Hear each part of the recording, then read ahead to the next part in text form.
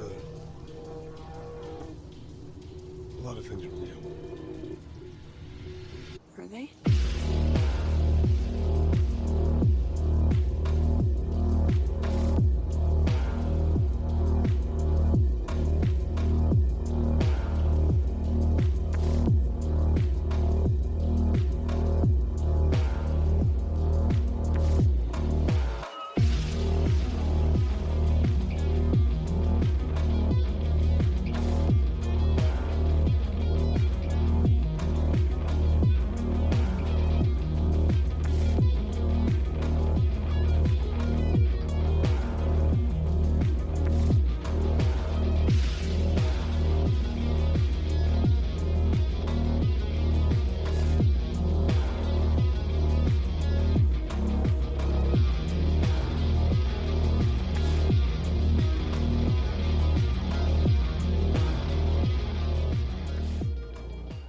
So, Matt, can you please introduce what the film that we're going to discuss? Thank you. First of all, I should actually treat you like a proper guest.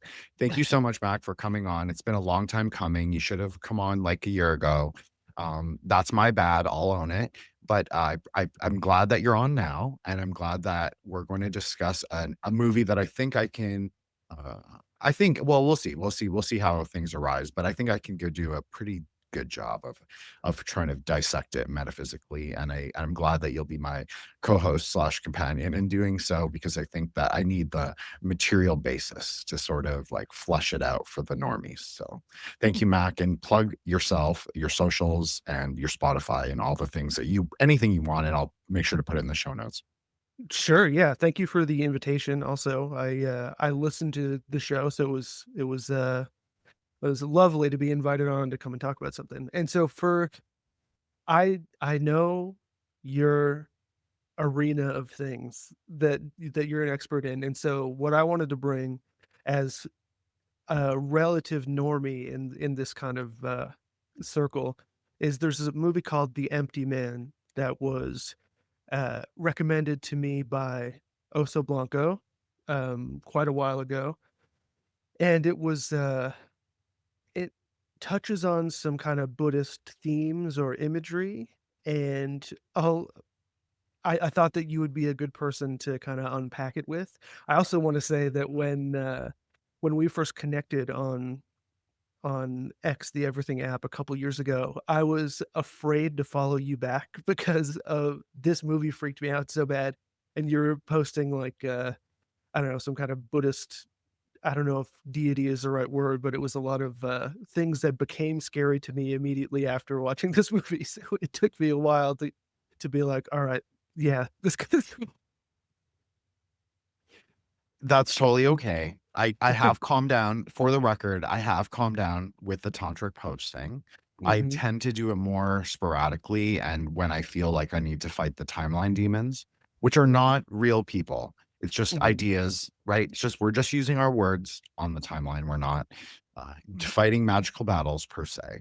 But sometimes you need to invoke the higher power to, clear out the tunnels as they are. And so I totally appreciate that. Mhm. There's no bad blood at all, because this is I actually appreciate that. because this movie, even though I didn't find it scary because I'm not easily scared by things like this, but that's because like look at like what I practice, right? Right. So we kind of we go beyond conceptual thinking because of the deity taking the wrathful form. So it's Mhm. not that freaky to me. I understand that. I think it was also kind of new to me. Like my introduction to that whole world was kind of like I dated a woman who was raised a Buddhist.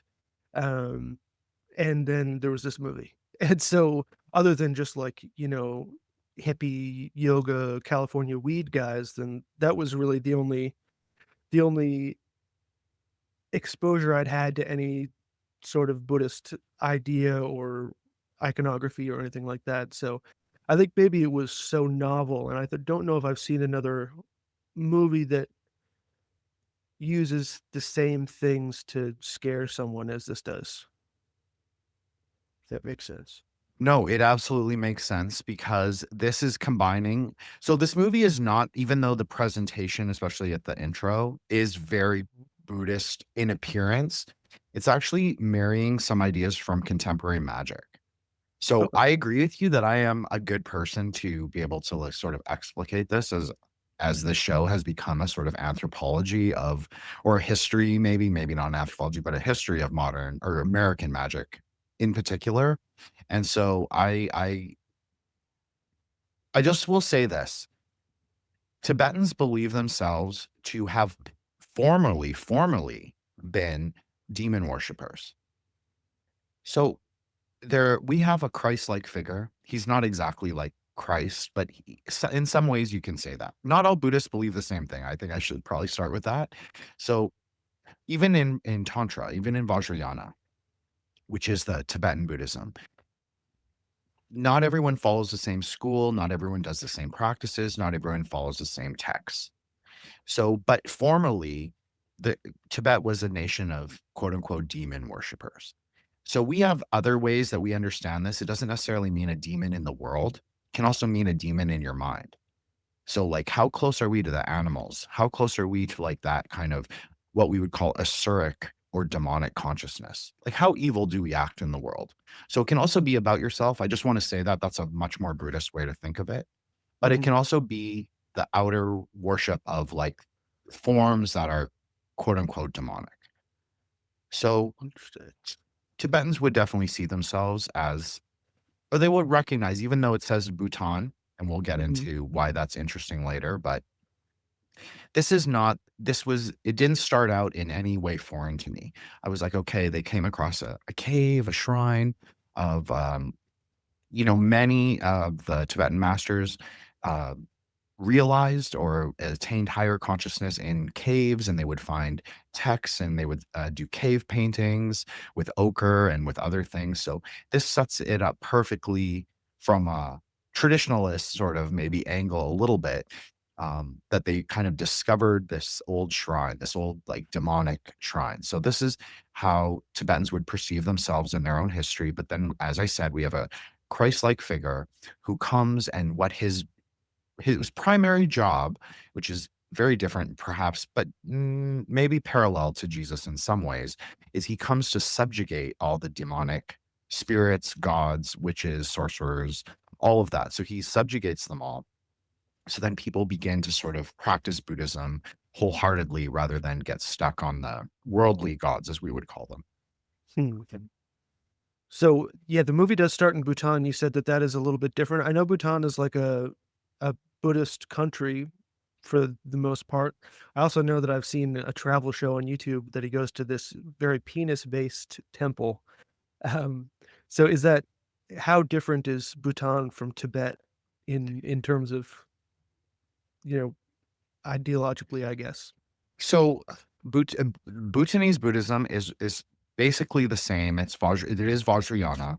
So it has the same qualities as Tibetan Buddhism. Obviously, there's a lot of Tibetans, teachers, and all of that who go study in Bhutan, and they're ethnically similar and they speak a Mhm. similar language. So why it's interesting is because that Christ-like figure, whose name is Guru Rinpoche, he ended his journey on the high peak of the mountain in Bhutan.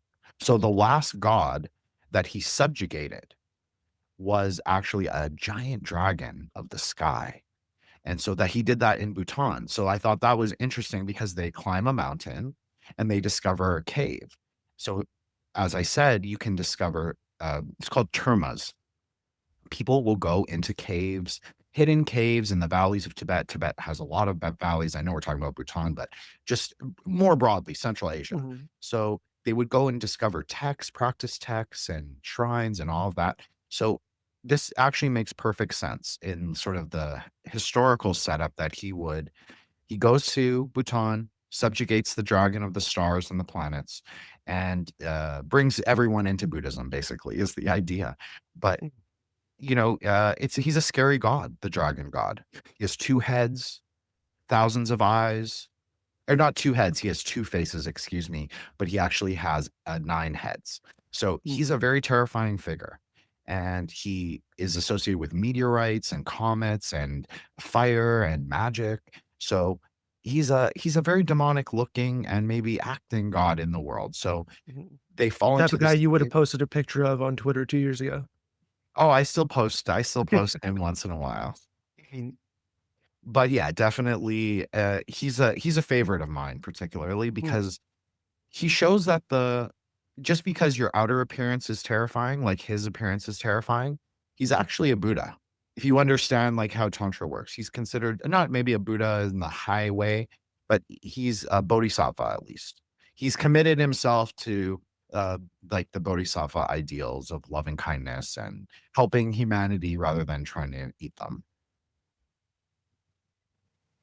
Nice. Yeah, the lady that I knew who grew up Buddhist, they were from, or her parents were from Sri Lanka, and I think it was like an atheistic sect of Buddhism, and they like built a temple in the little small town in Nova Scotia where they're from, and there's like a Sri Lankan Buddhist community that has largely taken over this tiny town called Bible Hill, Nova Scotia, and but all that I really took from it from her is that it's kind of about being a just chilled out. Like, they didn't eat meat growing up, um, but she would always talk about the third path or the middle path, where just, like, instead of having feelings one way or the other about something, it would just be like, "No, I'm gonna, like, I'm just gonna chill out and not worry about it."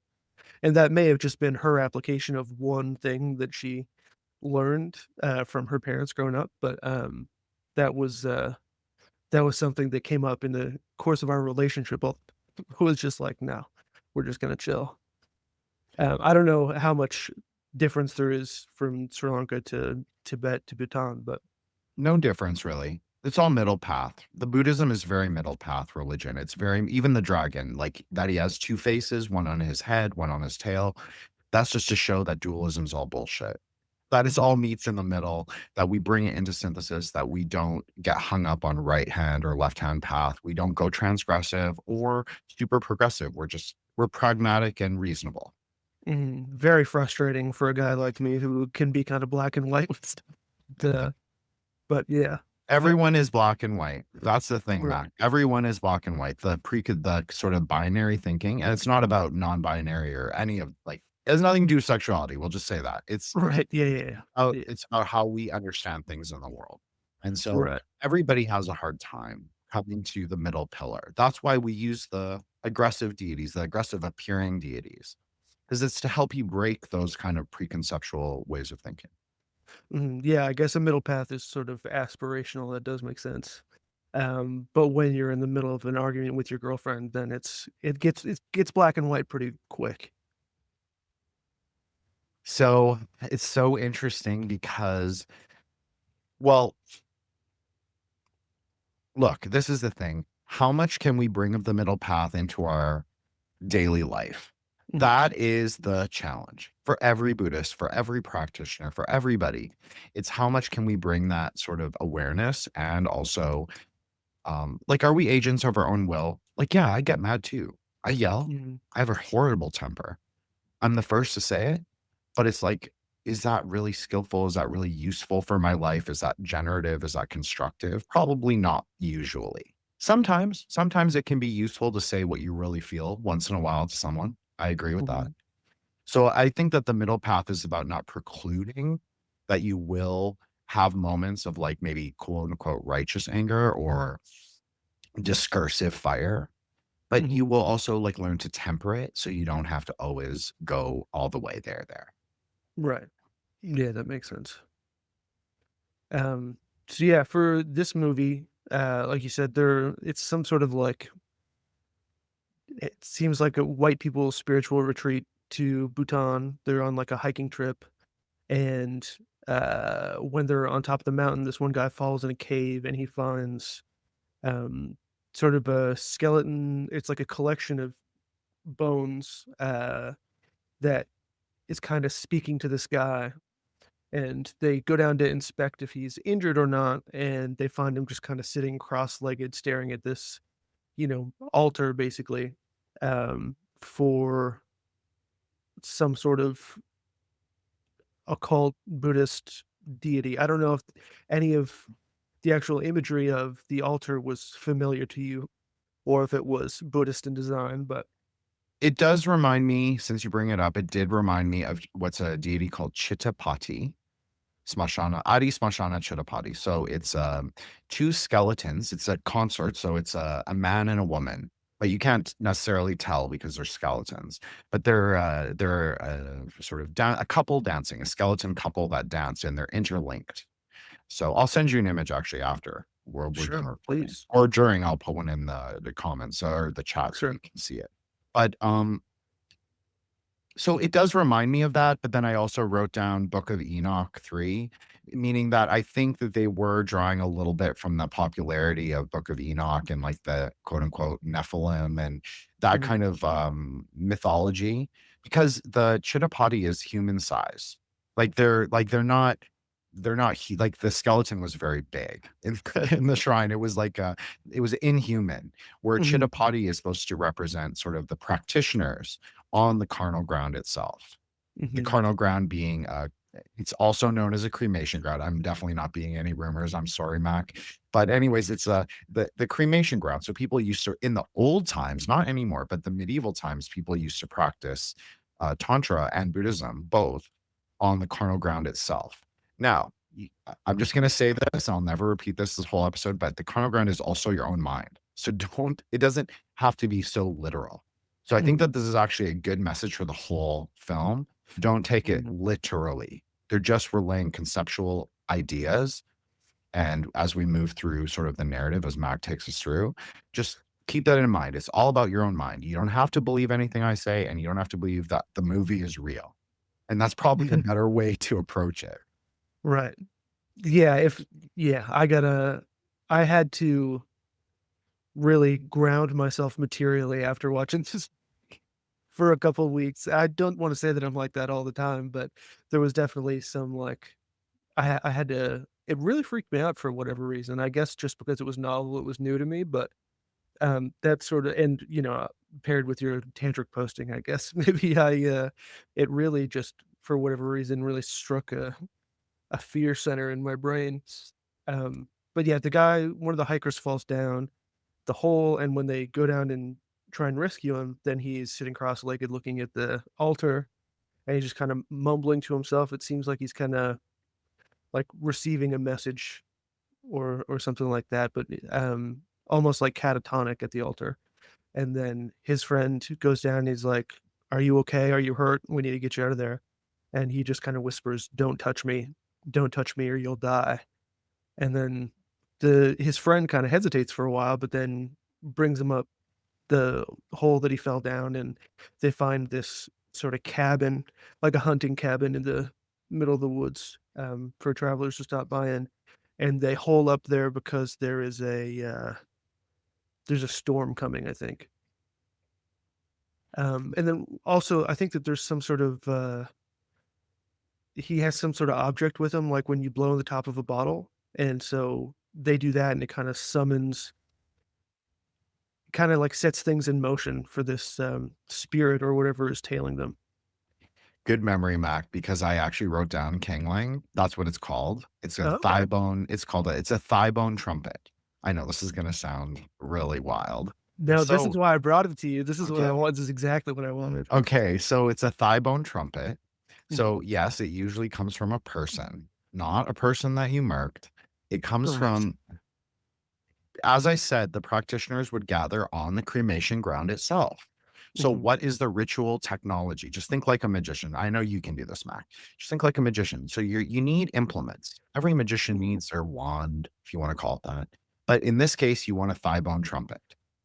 So, that's what that is. And it's for a practice called chud, CHO with an umlaut. So, the two dots, D. Mhm. Chid practice is very ferocious. So it's basically calling all the spirits, demons, ghosts, bhutas, pretas, vitalis, vampires, everything. You kind of invite them to take a feast, you could say, Gana puja of your body. but it's all conceptual, right? It's just conceptual. But you offer them all the little pieces of yourself, all your organs, all your bullshit, all your like ideas, all your ideological preconceptions. So basically that's what it is. I don't practice chid, just for the record, but I Hmm. am very aware of the practice and how it works. Um, so you need a Kanglang for this. The Kanglang is the tool of calling. So it's as just like in the film, he calls the spirit forth, but in a real Kanglang actually calls all the spirits forth. So there's actually a scene much later on. Maybe I shouldn't spoil it for when we get there, but there's a scene dancing around a fire. Just think of that. Those are the hosts. So Mm. that's what you're doing with the Kanglang. You're calling the hosts forth. So even though its appearance as one, as in like the quote unquote spirit, it's actually aggregated, we'll say. It's made of multiple composite spirits, which we find out later on is also true. So it Hmm. may be an interesting way to frame that. Yeah, man, I'm gonna be so much more scared of this movie by the end of this talk. Knowing where all these images came from. Um, but yeah, so they retired to this cabin, and they basically put him to bed because there's something wrong with him, and the other man, it's two men and two women. It's like two couples on this journey, on this spiritual retreat or whatever. And the other man thinks that he's like putting it on, and he's kind of being an asshole about it, and so he keeps trying to snap him out of it, or they think it's something mental that's happened to him from finding this like spooky cave. um and the focus is on trying to get him medical attention. um the one intact couple goes to try and find a hospital, and it's at this point when the guy who's catatonic, his girlfriend finds was it Kangling? Is that what it was? Yep, Kanglang. Just think of like all the Indians on Twitter that go like we was Kangs, but Mhm. this will not respond to them. It's the same Right. thing, Kanglang. Kangling, okay, yeah. So she finds that and blows in it, and then she, things get kind of fucked up after that, but she sees kind of a guy out in the snow once the storm starts, and he's got like wispy robes and everything. He starts running towards the cabin, and she gets scared, turns around, like shuts the door, and then there's banging on it, but it's the intact couple who is coming back to say that basically there's no way they can get to a hospital. And they retire for the evening or whatever, and then the next day, the guy who fell down the hole in his catatonic is gone, and they can see that his coat is gone too. So they follow him out to kind of the edge of this cliff, and he's just looking out, and they're like, "Bro, what's wrong? Like, what are you doing? Get back inside. It's cold out here." And he says, "I told you not to touch me," or something to that effect. And then his girlfriend pulls out a knife, kills everybody except the guy who's catatonic, and then throws herself off a cliff. And then that's the opening 20 minutes of the movie. It's just this sort of the guy who's obviously been contacted by some sort of spirit, and then that same entity convinces his girlfriend to kill all their companions and herself. So really starts with a bang. So even the idea of the two couples is kind of interesting to me, simply because most Buddhist iconography, as I said, with the Citipati, the skeleton couple on the Mhm. carnal ground, most Buddhist deities, even if they're depicted in what's called ekavira, that's just a Sanskrit word. It means solitary hero. So if you see a wrathful deity, this is particular to wrathful deities, but it's also true of peaceful ones. They usually have a consort implied. Now it's implied iconographically, and then sometimes it's not implied, which means something else. So don't nobody worry about that. But you almost always, 99%, 99.999%, the Buddhist deities have a consort because all paradox is resolved in the consort. So, and there's also an idea in magic, which is Yadhe Vavhe, which is kind of the 4-point square. So squaring the circle, if people are familiar with that term. So you'd have an archetype for each of the quadrants. So you'd have a prince, a princess, a king, and a queen. So obviously this is best represented by two couples with two men and two women. I mean, not couples in that necessarily pairing, but I'm saying sort of the gendered roles would be Mhm. in that formulation. So that is interesting. And then that a girl is more easily possessed or influenced by spiritual forces is generally how it's thought of. Women are more empty, is what we would say. So maybe a pun even on the title, The Empty Man. But Mhm. emptiness is not nothingness. So this is my one disagreement, I would say, overarchingly with the film. Mhm. Emptiness in Buddhism is not the same thing as nothingness. Emptiness is masslessness and luminousness, much more like a star. Ooh. So that is what we would say in a Buddhist ontological way is what we are, is much more like a star. So we aren't nothing. So, but a woman has a natural inclination to be more empty, meaning that they're more like a star than a man, where a man is more aggregated, more of a path builder and a path worker, is what we would say. And that's a more magical framing. That's not quite a Buddhist framing, but we're more stuck in pragmatism, practicalities of the world rather than that's Mhm. maybe a more normie way to say it, not in a bad way, but it's just Mhm. we tend to think about things. We're much more, we need a map. We need maps to get there, and we need maps of our own mind. So that's why women sort of can get there. They're more intuitive. And a woman is more empty because she has a womb, right? So that's an Mhm. empty space. So yeah, they're highly influenced by spirits, but not always. Sometimes men can be mediums, but very rare. So generally, yeah, that's why it's interesting to have a woman sort of be the cause of like the three of them dying or falling to their deaths. Mhm. But then you obviously have the guy survive. So you kind of have the sacrifice of the three to so the one can arise. So the 13 or 31, because it can be both, depending on your system, is a very important number, especially for left-hand path magic, like Temple of Set. Like you'll see this Mhm. idea of 13 or 31 be very important. But in Kabbalah, this is also important because you have this idea of the three in the one, meaning that three elements. So just like I said, Yod He Vav He, they would each have an elemental assignation. So fire, earth, air, and water. Well, air is a composite element. So it's actually made of fire, earth, and air, or Mhm. not air, excuse me, fire, earth, and water mixed together. And then what arises is air. So that's considered to be the three in one.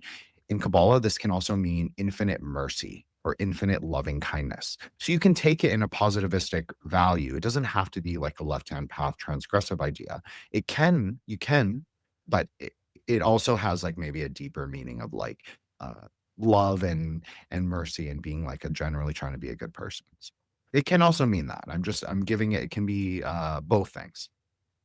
Mhm. Yeah. Okay, so then there's like a time skip right after this, the Bhutanese chapter of the movie. It flashes forward something like 20 years, 20-ish years, I think.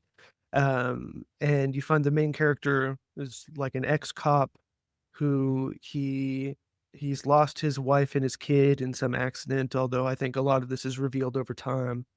Um, the first kind of important scene is that he talks to his next door neighbor's kid, who is kind of a weird, like bowl cut art school girl who wants to talk to him about how, and this was revealing upon a rewatch of the movie, but she talks about how, like you don't really have to worry about anything because nothing is real. um, she talks about kind of thoughts coming from somewhere, rather than starting in your head.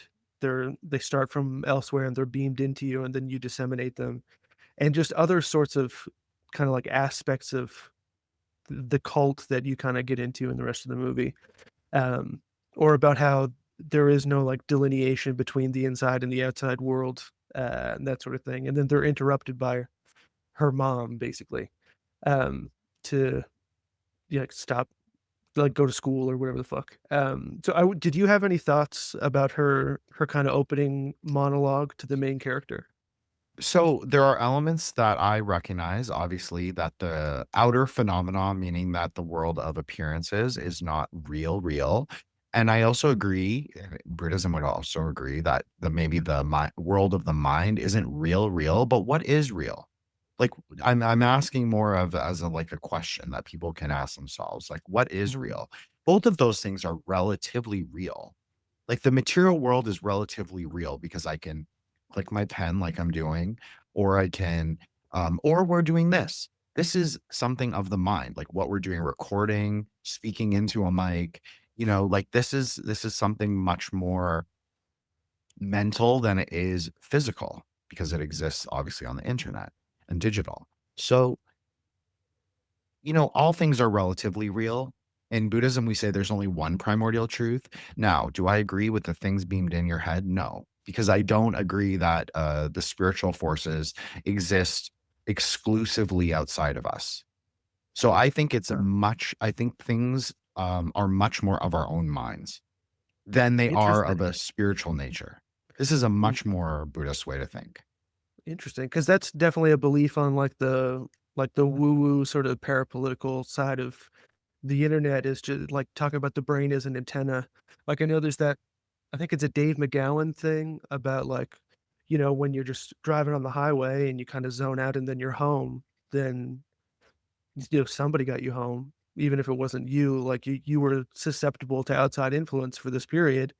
Um, and so that's like something that people talk about from kind of that perspective a lot of the time. So I'm interested to hear that you're kind of like that you're not as somebody substantially more tapped in than I am, that you're not down with that. Look, I think most things arise in your own mind. I don't Mhm, think it's not that I'm not saying it's not real. mhm, I think that ghosts and spirits are real to a degree. But how real? And like you were saying at the beginning about fear, that's a very good point because one of the markers in Buddhism of like doing your practices and doing all that is that you confront fear. Maybe every time you do it. I don't confront it every time because my practices have shifted, my ideas have shifted. So maybe you confront it one time or confront it 100 million times, and it you have to confront it every time and you have to defeat it. That's kind of the idea. That's how a tantric would approach it. So even the girl confronting the quote unquote ghost or spirit outside of the hut, if you were really thinking about it in a tantric way, if she was a tantric, I'm not saying she's in deficiency because she's not. mhm, I'm saying that the right way to deal with that would be to show fearlessness. It's a very important idea, and that's also why the deities that are I agree that they are very ferocious looking. They can be very frightful looking. They're meant to because they are meant to confront those spiritual forces that would seek to harm you. So I'm of the school. I am not aligned with the parapolitical left on in that, or even the parapolitical right in that way mhm, that you are just like a vessel to receive messages. I think that most of our bullshit, most of the things we think are sort of aggregates. And if we know our self, like what is a self also? Because Buddhism would posit we don't have a fixed self. So like Dave McGowan was saying, like driving a home and you kind of let something else take over. But what if that something else is actually you? What if that is just like your subconscious sleeping mind that you don't normally engage with, that you don't know, you don't really have a form or a name for, and you just let that kind of take over, more of a somatic response. That's a mhm. more Buddhist way to look at it. I'm not saying that's right or wrong or that people have to believe that for sure. But rather than saying, oh, we're invaded by spiritual forces, I think that people should look to themselves and their own agency. Mhm. Yeah, I will say that just for my own personal like belief or experience or whatever, I think that there are things that you can do that kind of thin your resistance to that sort of thing. Like I wouldn't consider myself like one of those Dave McGowan parapolitical guys whatsoever. I could may well have gotten the whole psychic driving thing wrong when I just referenced it, but um definitely when I've been like under the influence of drugs, I felt like there was kind of, maybe more susceptible to some sort of cosmic influence, but I was also fucking on drugs, so that'll happen. But that's something that I've definitely, talked about before and on in other mediums. But the internal and external world thing also made me think of I don't know if you've ever listened to the band Mount Eerie, but they have a song where they talk about the physical world or like the natural world as kind of an arrangement of things, but then in the song they also say there is no other world, which I guess is kind of tangentially related to some of this stuff, and it's always something that kind of stuck with me. Like there is there is no delineation between like trees and bears and deer or whatever and being inside on the computer. It's all the natural world, which I thought was kind of a bold stance to take. So that is true to a degree, of course. Mhm. But how do we engage with those things? So if we can perceive the physical world only through dualism, then that's how we have to engage with it. Hmm. There's no kind of like perfect, like in our modern world, there's no perfect like framework to say, oh, everything's non-dual. Like, yes, I agree, everything's non-dual. Like the inner world, the sort of mind palace world of your own mind, or I guess that's self-implied, but the inner world of your own liminal space is true as much as the material world is true. So, and both of those things are not quite primordial truth.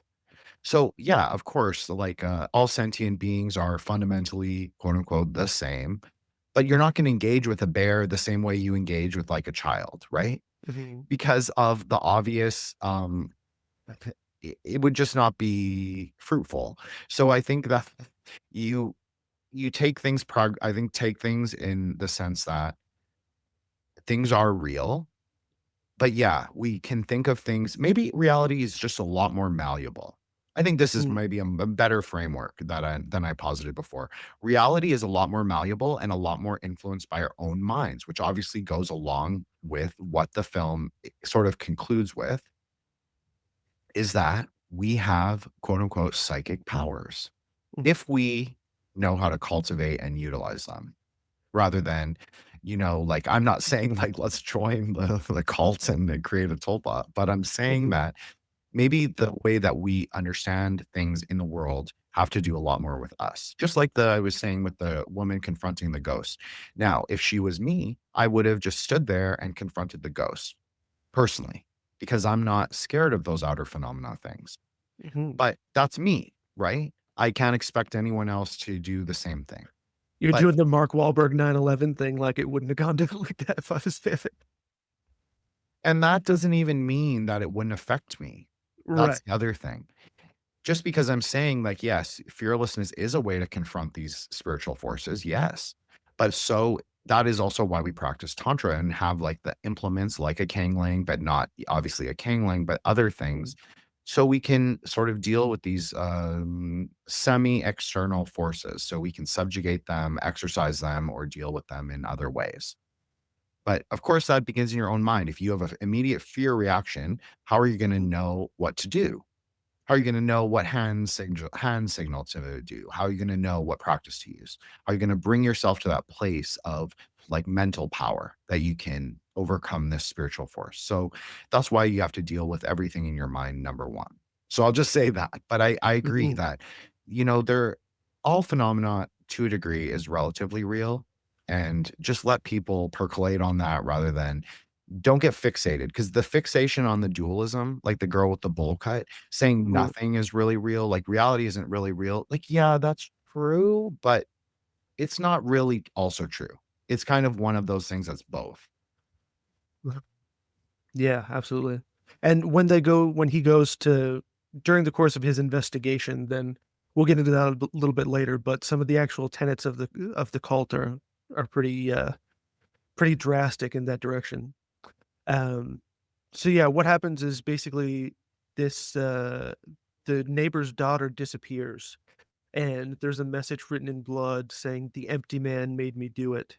Um and this is when he like since he's an ex-cop, he basically does a private investigation and he finds a flyer from this group called the Pontifex Institute. It's got the word Tulpa written on it, which is just like some of the most like in abstract foreshadowing in that I've ever seen in a movie. Um, but he starts kind of investigating her disappearance. He goes to find her friends, and basically, it turns out that they did one of these like teenage magic rituals. Like Bloody Mary or the Candyman or whatever, but they did this for the Empty Man. And what it is that they're on a bridge being teenagers and they find a beer bottle, and the ritual is to blow into the bottle and then think about the Empty Man and concentrate on him, sort of manifest him, I guess, if you want to say that. And then the rules are, the first night you hear him, the second night you see him, and then the third night he gets you. Um, so she gets all of her friends to do that, and then she disappears. And um, I hated and her haircut. I just want to say the that. bowl cut, yeah, Yeah. she's got the Johnny Greenwood Radiohead from the '90s haircut. Um, but it really, I mean, at the beginning you think that she's just like a Tumblr goth or something, you know? She's like really into existentialism and clove cigarettes, but it becomes a little bit more dastardly than that as the movie goes on. Well, I just want to comment on the bottle instead of the Mhm. Kanglang. I thought Yep. that was interesting because that's a very Kabbalistic metaphor. Like all outer appearance, like we were talking about, like our reality itself is just a vessel. A clay vessel is usually how it's given, but there's nothing wrong with saying a glass vessel. It actually makes a lot of sense because that is it's sand really that's been like brought to a heating point and melted together. So it's all the aggregates. So it's exactly the same, you could say, in a metaphorical terms as a clay vessel. Mhm. And so it is empty inside because what is contained in the vessel now, Kabbalah would say it's the sparks of splendor. So the sparks of God that are sort of hidden from view. Maybe you can see it because it's glass, but also maybe it's not exactly what you perceived of it as. Like maybe it's not. So if you put water in that bottle and I tell you it's whiskey, you won't really know. Of course, you can smell it and use your sense aggregate, like your sense perceptions to sort of figure it out. But really, the best way would be to taste. Mhm. But if I tell you it's water and you just see it, you'll think it's water. So that's sort of the metaphor also of a kingling because the marrow is gone through the fire, right? Very similar. So the marrow burns away and then the interior becomes hollow, becomes empty. So it's kind of a metaphor for all reality, you could also say. So bottle is much more significant than I think people would necessarily think because it also produces a sound. And a sound is one of the few things that can travel through empty space and still be perceived or understood by a person. Hmm. What do you think about the whole, like, the teenage summoning rituals like Candyman or Bloody Mary or, you know, in my town, they used to go to a baby's grave, and then the story would be that you would see a baby's handprint on the window of your car when you got back. So as I said, Mac, I think that spirits are relatively real. I think they can Mhm. manifest in phenomena. I think that also spirits also manifest according to people's psychic sort of interaction with them. So if okay, so you bring me to the cemetery and we're like a small group of people, say like 5 people, it's a magic number sort of. And you're 7 people, say. And so we are surrounding the grave, we do the little thing and we go back and then there's a baby's handprint. Well, what's to say that we didn't manifest that? Because Mhm. we're interacting with something. Maybe the spirit is there but maybe the spirit can't even like interact with our world. But maybe because we believe it is true, it happens. And so you have this kind of dialectical relationship between belief and non-belief or belief and skepticism. Mhm. That's something that I've said before when talking about how ghosts exist or something like that. That my like uh inherent belief, like just what seems right to me, is that when something really bad happens in a place, then the place can kind of feel it, and any sort of manifestation of a spirit or anything like that is kind of an echo of the internal the internal strife or stress or whatever being made external by virtue of the intensity of it. Um, and I was told that that was Japanese and that I didn't make that up, but it's something that I always think about.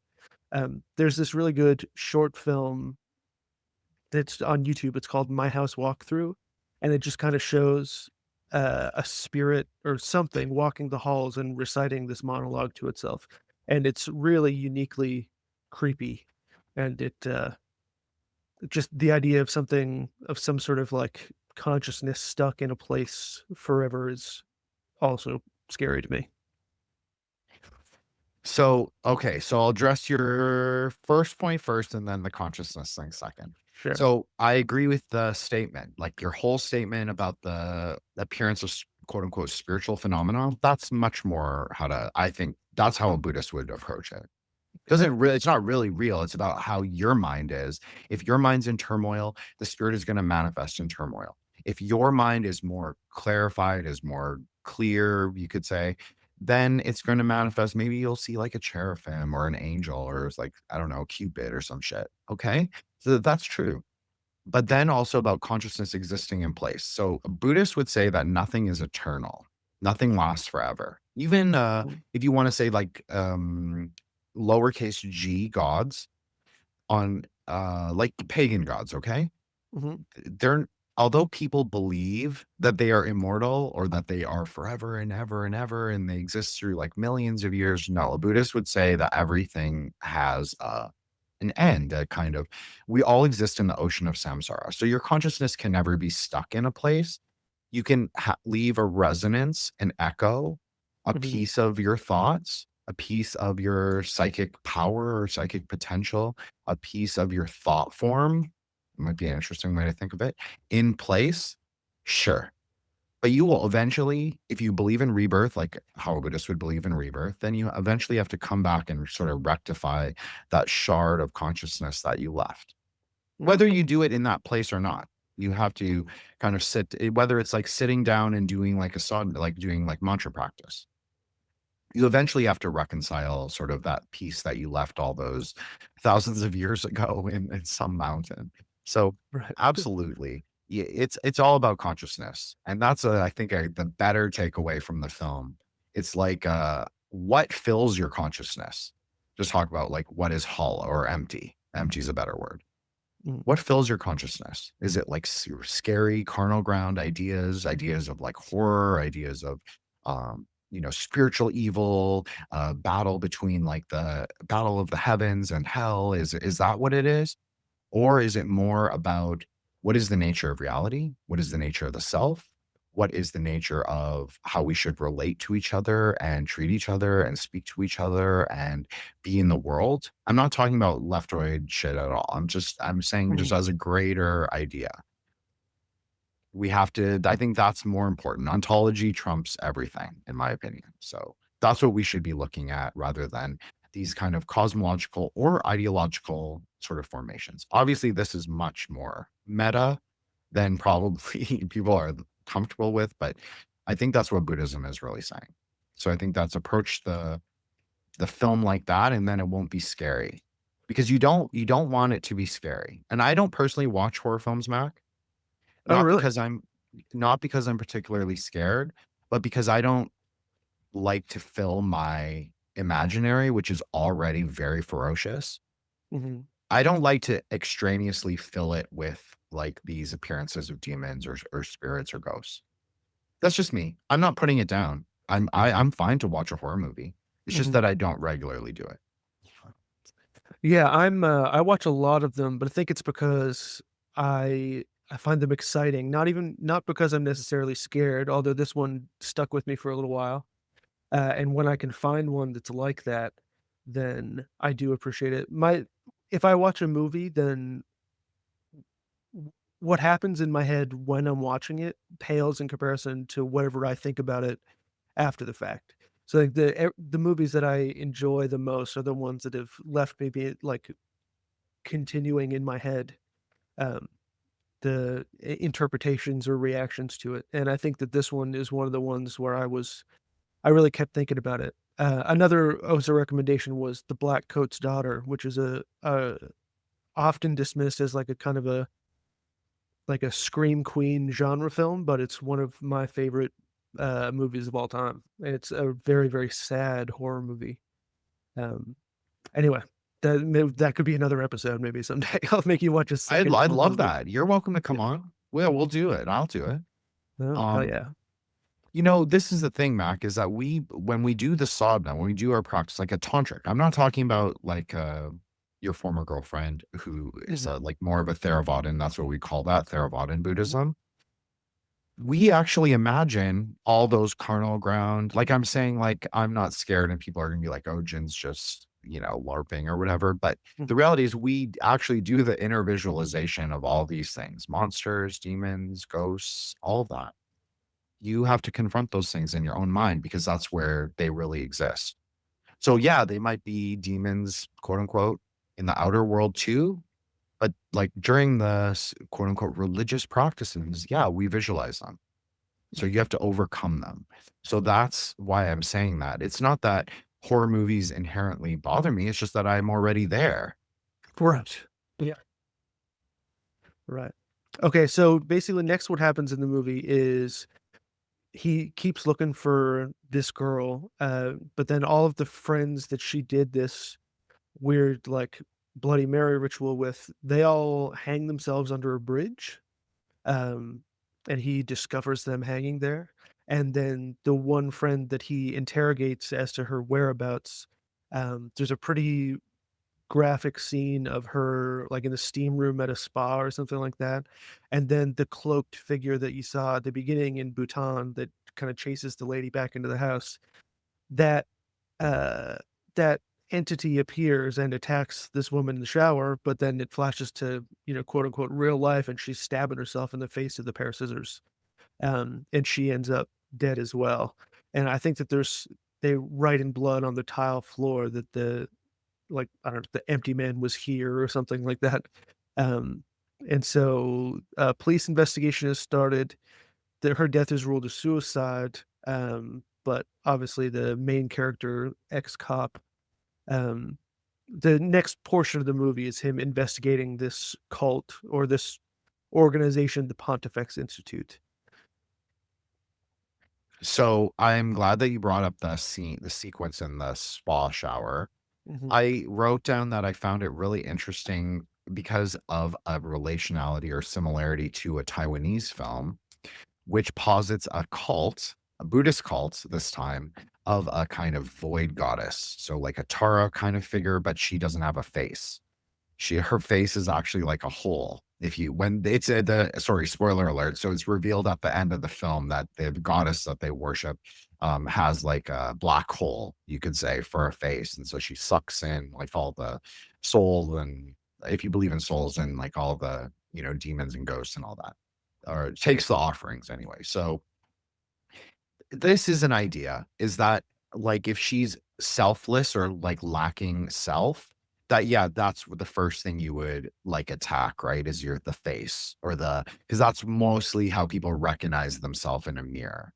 So it makes sense. Obviously, the empty man is also in her. So how could the empty man really do that? Because it's also her. I guess this goes back to the discussion of like, are we simply like vessels to be operated upon by these higher spiritual forces, or are we agents of our own mind? So I think that you can just say it's a question. You don't have to say that it's either or, but it's just a question that you could ask from that sequence. And then the hanging thing, this is what I wrote down, Mac, is that I said it is like a bamo. So a bamo is a Tulpa. Now we have to get into Tulpa a little, like in maybe 10 minutes, but like what Sure. exactly that is and what that means in Mhm. Buddhism. But so when you have a group of deaths in one place, what can happen is you form what's called a Pesahachi. I know it's a funny word, but it's like an egregore. It's very similar. And it's each composite spirit, and the spirit is composite. So at first, it's like the many voices. You could say legion, if you want to use a biblical sort of a parallel. But eventually, the many sort of reach a kind of a singular consciousness where it becomes its own like self-aware entity. And so it's not many anymore, it's singular. So this happens sometimes. It's like people talk about it, and there's certain practices that you can do to defeat them. It's very difficult, but and so that's what that reminds me of, because the Bamos are often said to be the spirits of sorcerers. I know that the kids aren't necessarily sorcerers, but they blew on the quote unquote conceptual, at least Kanglang, the Hmm. conceptual ritual tool of the sorcerer to invoke this spirit that's actually not a spirit at all. So, in a way, you could say that the nature of their deaths is very much to create another kind of thought form or add to the thought form as it is. Interesting. Um, and yeah, I thought that it was again. There's no. I guess in this situation, there kind of was a separation between the internal and external world, where I guess I don't know. I guess you could see it either way, but where in her perception, she's being killed by the empty man, but in a material perception, she's killing herself under his influence. Kind of interesting. My question would be, and maybe you can answer this, Mac, is that Mhm. what would be the purpose in him, quote unquote, him killing her? Like, what does it add to the greater sort of goal? Is it just to prove that, he's a powerful spirit, or that he can exist outside of reality, or that he, I guess the girl with the bowl cut sort of explains it. It's convoluted though. It's kind of like she says it's like a transmission, it's a virus, we're the receptor, but we're not the receptor. We kind of experience him, but then it's all bullshit at the same time. No reality is really real. So I guess it's kind of in flux, like the nature of what he is, and also Mhm. um like the reasons for the murder. I would say that her death in particular felt the most extraneous. That's just me. That's just Mhm. me. But I felt like it didn't really serve any narrative role other than um the police investigation saying like, yeah, it's a suicide. I don't know if the cop should really tell the not cop to say that, but Uh-huh. it's a film. Yeah, I think, well, I mean, one purpose is to spur on his investigation to, the end of his path is a dark one, when we get to the end of the movie. But also, I think she describes, so the hiker guy who fell in and became the vessel, he's just the vessel for the spirit. The spirit itself, as they describe it, and then the guy that the cop beats the shit out of later describes it. He's just like, it's gonna get really dark, man. Like, he seems to be kind of a nondescript, malevolent spirit. It's just the path of administration that he chooses that is kinda interesting and nefarious. But the kids kill themselves, then I think that, yeah, that serves to bring the main character to his kind of final destination, and also, the the malevolent spirit is just a real bad dude. That's what I got from it anyway. No, I appreciate that because I tend to look through it, I think, as you know, through a more Buddhist lens. We won't even call it metaphysical. I'll just say look through it through a more dogmatic religious lens. So for me, there's a paradox there, but maybe my expectation for a film to resolve it is like a little high. I can acknowledge and admit that. That's okay. Right. It was also based on a comic book, so that standard maybe it should be lowered even further. But yeah, the next portion of the movie is him investigating this Pontifex Institute, which he found the leaflet for that had Tulpa written on it. And something that I caught, yeah, pretty unsubtle foreshadowing, but something that actually paused and kind of looked at this time was, um, the receptionist gives him a questionnaire to fill out, and it's just like, you know, this strongly disagree, disagree, agree, strongly agree sort of thing. Like, how much do you agree with each of these statements? And there are some of them that I thought were kind of um, interesting. So one of the ones is to give myself to something larger would be completely fulfilling. There's also an individual is a single cell in a larger consciousness. The only crime is offending prevailing social constructs. Everything is permissible. Rational thought is deadly. I'm just giving you the greatest hits here. Uh, and so I kind of, there were kind of two sides to this questionnaire that reminded me of. One was like the sort of like libtard, nothing means anything.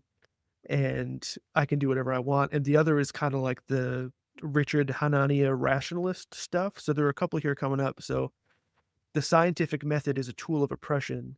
Science says the genders are discrete. Menstruation is no basis by which to determine gender. A woman is just as likely to have a penis as a man. And then the next slide is, uh, yeah, that's the everything is permissible, rational thought is deadly. There's like a whole host of things that a brain can itch. The entire universe is an erogenous zone. Life itself is a kind of disease. Like, there's just so many insane fucking things on this. But it kind of reminded me of those kind of two subsets of Twitter user. And that he attends a speech by like the L. Ron Hubbard character, that where He he is a talks very about. Elrond. That's a good point, Mark. I didn't even get that. That's great. I'm gonna write that down. Yeah, I mean, I think that like, I don't know, 2 out of 3 cults in Hollywood movies are based upon Scientology. It's like it's a common touch point, I think, for that kind of stuff. But he talks about there being no separation between like the internal, external world, or like the real world and the irreal world. Um, and talk about how nothing is anything, none of it's real, and kind of uh, really fleshes out the view of this whole cult, which is they also talk about the actual concept of the empty man, which is to kind of I think the example that he uses is like when you repeat a word over and over again, it loses all of its meaning. And you can do this with, entire sentences, paragraphs, your entire being. And so he talked about how, like, this is kind of the goal of this cult, is to become empty and to become like a vessel for something else. Um, and it, there's also this recurring joke where the main character keeps being like, "Oh, I grew up in San Francisco. Like, I'm used to this hippy dippy shit." But the guy repeats the joke 3 times, and that was a nice little treat for me, that he keeps bombing with this fucking joke and keeps going no matter what. So yeah, what was your impression of the initial meeting with the cultists? So I did not catch the Elrond thing, as I said. So props to you for that. I did think, though, there was a kind of idea that it was akin to Catholicism Okay. because of the name Pontifex Institute. Obviously, Right, yeah. the Pope is the Pontifex and Mhm. all of that, and like even the symbol is very Christian Rosicrucian with the triangle and the sort of layers of reality. So that's what I took, but I agree that he is very Elrond. Now, I don't know what other people have said about it, but or him particularly, or his character, but Elrond was a magician. Elrond was a deep occultist, like very esoteric. I'm not saying he was good, like Mm. good as in like a good magician, like his magic like permeated the ages. But in a way, you could say it surpassed him in a way because Scientology still exists. And maybe one of the ideas I posited like longer term on the show is that sort of the things that like those kinds of formations that you create and then they exist beyond your particular life, those are kind of magical. Fiction is fiction as magic. And Elrond, of Mhm. course, was a pulp fiction writer. And so he was a great metafictional magician where he was able to mix fictional ideas, mythological ideas, magical, esoterica ideas, and bring them into sort of popular consciousness. So this is nothing.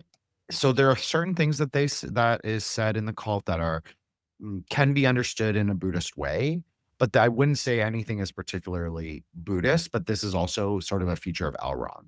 Draw from all the systems, sort of take little sound bites here and there that sound cool, that might be true, but they're out of context. So, and there's also a different series that I did, Mac, on Tracy Twyman, who's was a very controversial researcher. She belonged to this thing called the Temple of Psychic Youth. Now, I don't belong to the temple. I've only read the material, is basically what it is. But they do have a lot of these ideas, like gender is a total construct. It's like like we're just everything is like socially like it's bullshit. So we could just do whatever we will or whatever Yeah, we want. everything's made up and the points don't matter. Yeah. Right. So this is not what non-dualism is, just for the record, but it is also, I think one way to say is it's anti-cosmic Gnosticism. So this is another way you could sort of understand the framework of the called, meaning that's a real thing. That's a real term. It's not from me. It's a body of quote unquote wisdom literature that exists since the late 80s, or maybe even earlier, since the 70s or 60s. That is very anti-cosmic in its orientation, meaning that they seek to destroy the world of form because they believe it is inherently evil, degraded, polluted, etc. Now, Buddhist doesn't inherently believe this because, as we talked about at the very beginning, we're middle path. So yeah, the material world has a little bit of degradation, and the spiritual mind can be also full of delusion. So it's up to us to sort of rectify, reconcile, and deal with those things. But it's not about, we should not seek to destroy the world, particularly just like sort of remake ourselves. That's how I think of it, rather than say it's like Buddhist. But maybe that is also, I'm drawing from Buddhism, obviously, to derive that opinion. So one of the ideas in anti-cosmic Gnosticism is, as they said, like they're like, oh, these people have a 500-year plan. This also reminded me of the Catholic Church because of like some of the Twitter discourse around Christmas and how people understand it. Is it like the big, is it the big conspiracy of the quote unquote to like capture everyone? Like, I don't personally believe that. I think that's really bullshit, but that's me, right? So I'm just saying that I felt like there were some themes in it, and a lot of that kind of anti-cosmic magical literature, they would also say that that kind of thing, like, oh, it's a conspiracy. It's like very parapolitical in a way. And yeah, they're against all normative, all rational, all sort of like conventional ways of thinking. Now, I like to think of myself as a little bit of an anti-hero, a little bit of a rebel, but I also don't seek to destroy like conventional society, the world. I actually seek to live like in a generative way. So sometimes we have to break, like we have to be okay, maybe not break ourselves, but we have to be okay with the degradation of institutions and those kinds of things, rather than seek to destroy them as they are, but also means we don't have to exactly believe what they tell us. So I take a more skeptical, a little rationalist, but not quite, more metaphysical, but it's a very skeptical position on anything that is like about destruction or creation. Like I think we should be sort of navigating reality, but we don't necessarily have to, we don't have to implicate ourselves in it particularly more than we already have to, than by living our lives, right? So I just take it, it's very middle path. I know this is going to be very boring to people who are listening for magic and all my secrets, but I'm a very middle path person. So that's, that's how I see it. I wouldn't say that the sort of meta-political aims of the cult are worthwhile, simply because it's like, I don't believe the world of matter is degraded. I think we might live in a degraded time and maybe degraded form sometimes, but I think that the world is also beautiful, and like there are things that are beautiful in it. Now, are they temporal, impermanent? Sure. But, why destroy things? Yeah. Yeah. I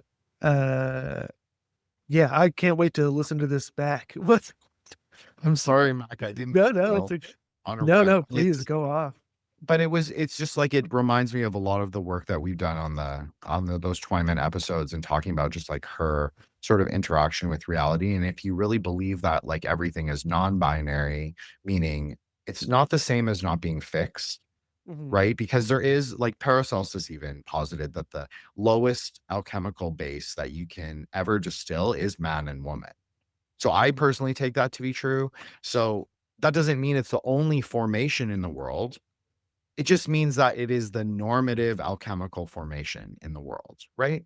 So I don't take anything as like being like, we can have different ideas of the world, but it's about how we implement them in ourselves rather than implement them externally. That's all I was trying to say with that rant. Yeah, I no. apologize for that. No, please. I'm very interested in your take. But yeah, it seems like the Pontifex Institute is not only trying to erase those kind of borderlines, but also everything that's inside them. So that it just all kind of congeals into one amorphous, like, non-information, except for, I mean, what we find out later is the transmission from this evil deity. There's also, he kind of like goes backstage after the kind of rally that they do for the info session, and he's kind of just creeping around, and he sees these people sitting in what looks like a kind of a classroom setting in like the back of a warehouse or something, and they're just kind of chanting to themselves quietly, and then they spot him. They're like, "Can we help you?" And he gets kicked out. Um, but that's kind of the first hint of manifestation that we see is these people chanting in a circle. And I think we're gonna get into deep spoiler territory. I mean, we probably already were, but this is when things start to pop off, I would say. Um, so he gets tipped off by a member of the church or the institute that there is a cabin. Basically, he follows some of them to a cabin, which is where he finds files and videotapes. Um, he gets a little bit more insight into the cult too from this guy that he talks to, and then later beats the fuck out of. But yeah, he goes to this cabin where he finds files and a videotape, and I think the videotapes are marked like manifestation and then number, and it's a kind of video documentation of what looks to me to be failed attempts at creating a tulpa. So do you want to go into kind of the concept of a tulpa, and then we can keep going along the plot? Sure. So let me just say that the one thing that I found really interesting about the sequence was the small, it's like a very short little portion that you didn't mention, which is fine because he just literally walks through part of the warehouse to get to this like we'll call it spiritualist AA meeting in the center. But he walks by these guys with the shaved heads, and they're staring at what I would call like a tanka or approximation of that, which is it's just a sacred, you could call it a sacred image of a deity in Tibetan Buddhism. Now, the image is black. So we would call this nagtang, which means that it's extremely wrathful. So it invokes the most wrathful consciousness that we have. Like we've ever had to urge, like you had a great tweet about this, about a work husband. Anyways, I won't repeat it on air, but it was very funny and I retweeted it myself. So Thank you.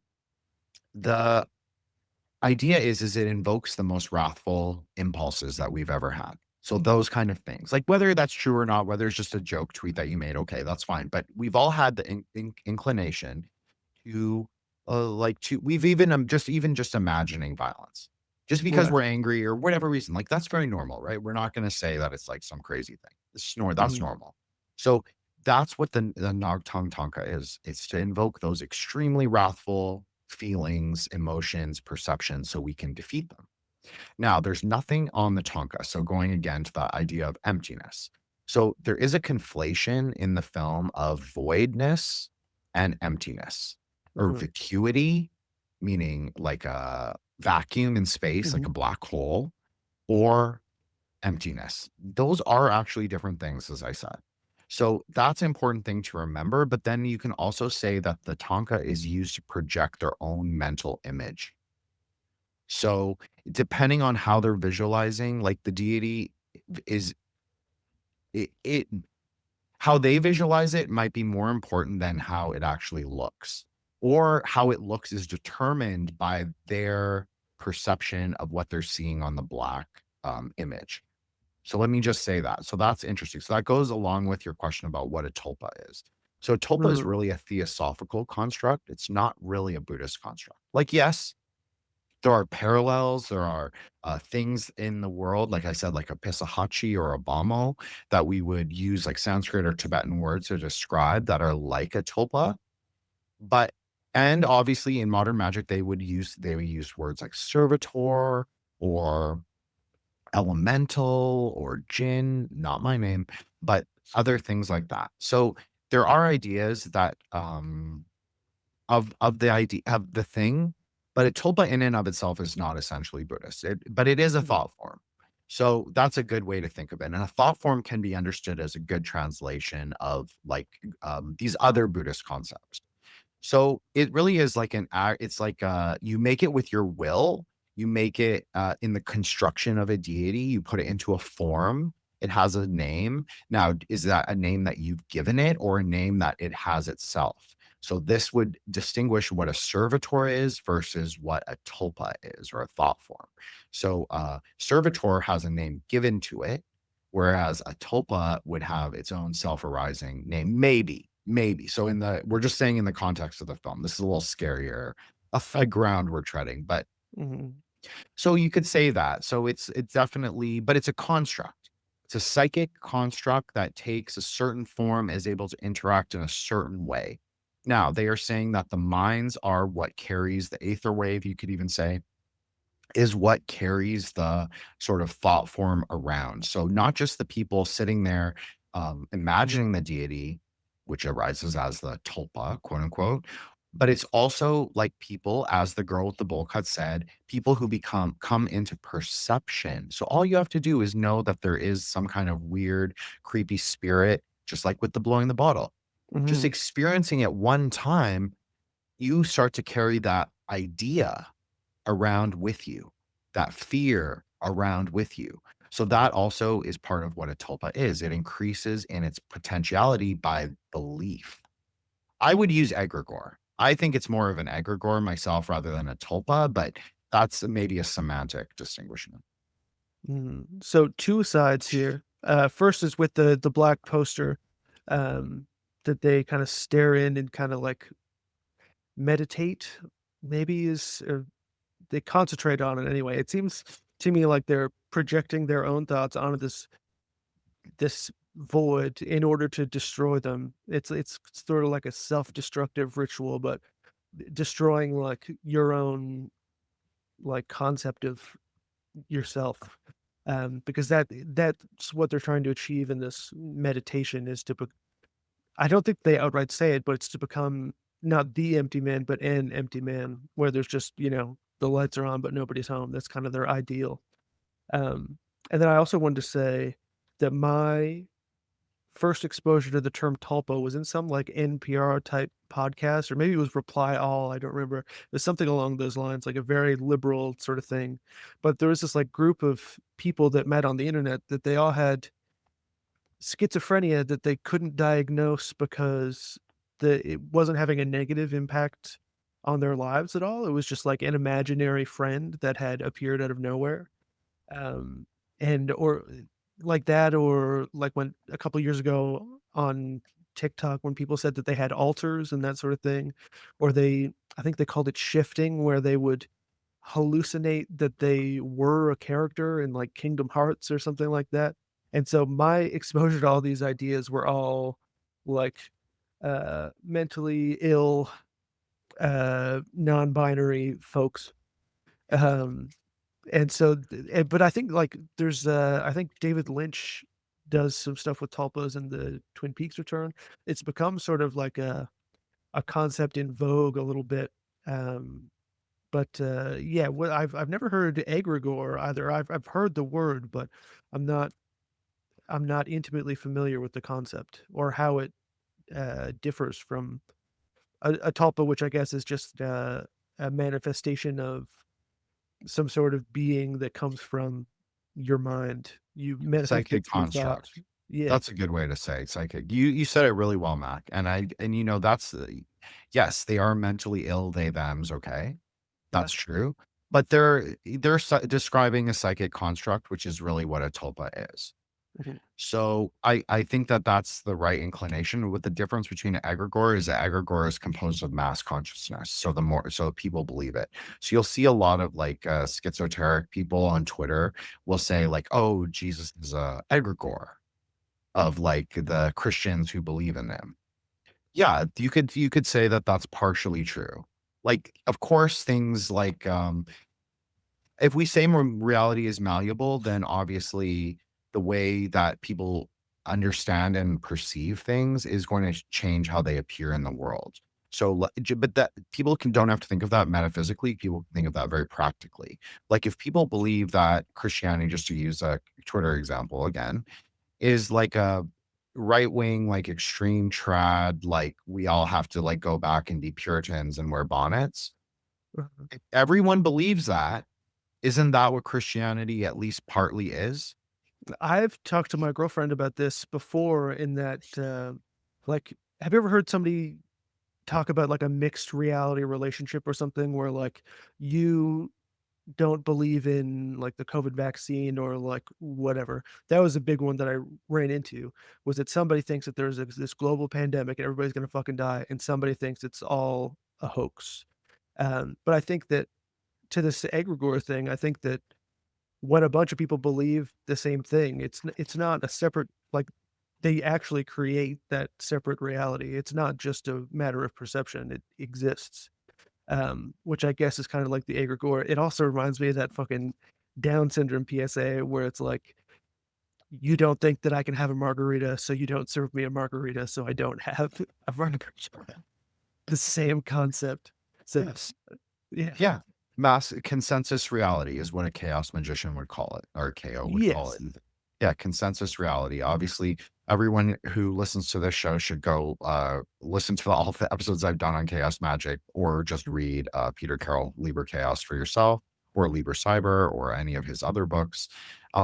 He talks about this. Is like an egregore can be a way to sort of attack mass consciousness too. So this is what the other side of the cult is that they're using the quote unquote egregore tulpa, we'll say with a slash, to attack consensus reality, to attack the standards, the conventions of normal society. So I think Egregore is like a tulpa by committee, it sounds like. that's Okay. exactly right. It's the communist version. So Nice. So maybe yeah, I'm not a normie, maybe I'm just an apprentice here. I'm getting the hang of it. you're an adept, Joel. If you pass the threshold, Matt, come on. Right. Right. So yeah, what to get back to the film, it was, yeah, he stumbles across these videotapes that are kind of like failed attempts at manifesting this tulpa or egregore in a physical form. So you can see they're numbered on the videotape, but one of them is just like sort of an incomplete body and it's kind of twitchy and it ends up rubbing a hole in its stomach. And you can see the intestines kind of coming out. It reminded me a lot of that. Do you ever see that movie Begotten? It was like baby's first experimental horror film. It was really big on the internet when I was a teenager. But the first thing is the sort of masked depiction of God disemboweling itself, and that's what this scene reminded me of, was the opening shot of Forgotten. And then there's another one. There are like different iterations of this, them trying to kind of attempt to create this creature, and it seems, the method isn't perfect that they're using, so it yeah, they come out not fully cooked, basically. Um, and I don't remember if this is when he finds all the files on. No, he opens a folder that has his name on it and it's empty, and he's like, "Ah, you guys are funny. That's funny," which I also appreciated. And this is also when he looks outside and he sees all those people dancing around the fire, um, which you referenced earlier. Okay, so the disemboweling thing, I'm glad you brought it up because there's something really interesting in this sequence of images. Is that if you actually look on the floor, it pans to some objects on the floor and something that looks like a bowl. And if you watch the video, it's actually he's holding it in one of his hands while he's sort of, I guess, disemboweling or poking at his innards. So this is actually a real tantric implement. It's called a kapala. It's a skull cup. And it is used, in fact, to mix the 5 meats, of which, well, we won't talk about what those things are. They're just conceptual. They're not real, but they're just conceptual. But the idea is like it's a mixture of like what he's putting in it. Okay.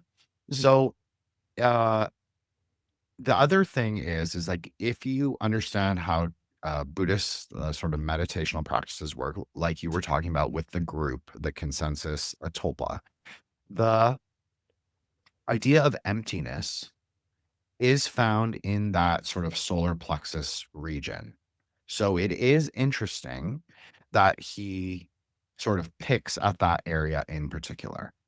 Hmm. So you could say that. So you could say, and it also reminded me of a French film called Martyr.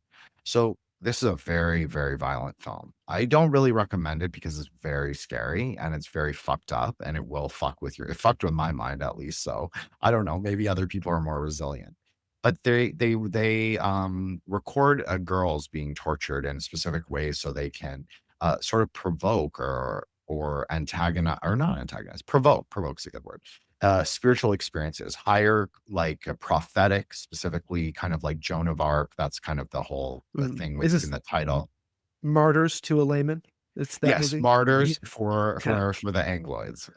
Right. I'm just using your match. My mom's No, no. Canadian, so that's why Okay.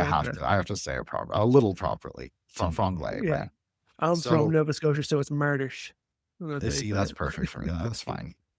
But so yeah, I think it's similar. It's drawing from a similar idea that like through like this very rigorous like kind of torture experience Mm. that the person will like have these higher consciousness or like be able to become empty, quote unquote, and experience the quote unquote deity. So he even ends up drawing the sort of form on the wall, which I thought was interesting because this is obviously drawing from both the experience in Bhutan, but also something real. So there's a book called The Secret Visions of the Fifth Dalai Lama.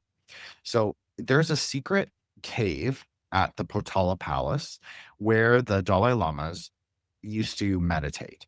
And it's filled with these kinds of things that are like chalk drawings drawn from ochre, minerals, blood, all of that, all of those things. So basically, it shows very ferocious things, but you have to kind of understand it in relation to like Buddhism and like how we perceive things as being of consciousness rather than necessarily arising in the world as like demonic forces. So I think that's what I'm sure that the art director was looking at this book, which is very famous, and thinking of like, oh, how can we incorporate some of these images? Because you have to think a lot of the like Buddhist spell text used to be sometimes printed on skins, flayed skins, human skins, but the people weren't killed. It's because again, a lot of the practices come right out of the carnal ground. So if you have a corpse in front of you and you're saying, okay, well, human skin is the most powerful spiritual technology of all, of course you're going to use that to write your magical, grimoire or whatever. Mhm. So the text, this book depicts a lot of those images in the cave and things like that, and secret kind of colors and like very demonic-y looking faces. So I think it's drawing from something real, but it's not necessarily. We'll just say it's very film fiction. Mhm. Yeah, absolutely. I did find that that imagery pretty haunting though when he's, you know, when it's the manifestation and he's drawing this, I think it looks like a seated person with like an aura around them or something like that. Kind of to signify the empty man, like a man who exists only as this, transmissive vessel, rather than to have anything, rather than to contain anything. I found that very free. Also, they look fucked up. They look freaky. So that also helps. This is also the most action-packed part of the movie because he sees they're doing some sort of fire ritual. It looks like they're circling the fire, and then they all look at him and he says, "Oh fuck no," which is pretty good. Just from a movie perspective, there are little bits of humor just flicked into this movie that I really appreciate, and it's not in like a Joss Whedon, James Gunn sort of like Marvel Reddit humor sort of way, which I really appreciate as a guy who I'm a big mirth head. I like to laugh. So I'm glad you said that because I think this film was actually filmed in Canada. I think it was. I'm not sure. I never looked it up, but I wrote in my notes like filmed in Canada, just from the probably Ontario, because I thought it just felt very of a Canada film production. So let me say that. So maybe the humor is relatable for both of us Mm, in a way. But I also thought the flame dance was particularly interesting because this is actually something that you visualize. But this is something people used to actually do, right? Because if we're talking about a cremation ground, you're cremating a body. What is the most transgressive kind of fire? Well, it'd be the fire of impurity, right? Like the fire that is used to burn a corpse. So you would circumambulate the fire just like they're doing, reciting the mantra. Obviously, we do this in our own minds now. We don't, we don't go out on the carnal ground and set bodies on fire necessarily. Mhm.